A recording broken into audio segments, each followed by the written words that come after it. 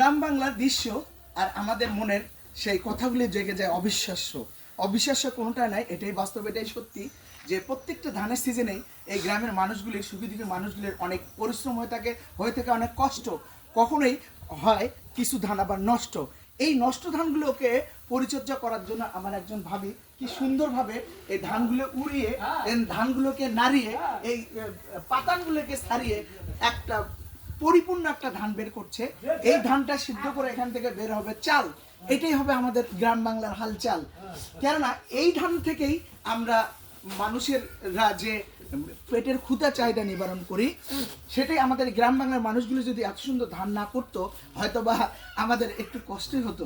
তারপরও এত ধান চাল থাকা সত্ত্বেও আজকে ব্যবসায়ীদের সিন্ডিকেটের কারণে দ্রব্যমূল্যের ঊর্ধ্বগতি আমাদেরও হয়ে গেছে অনেক ক্ষতি।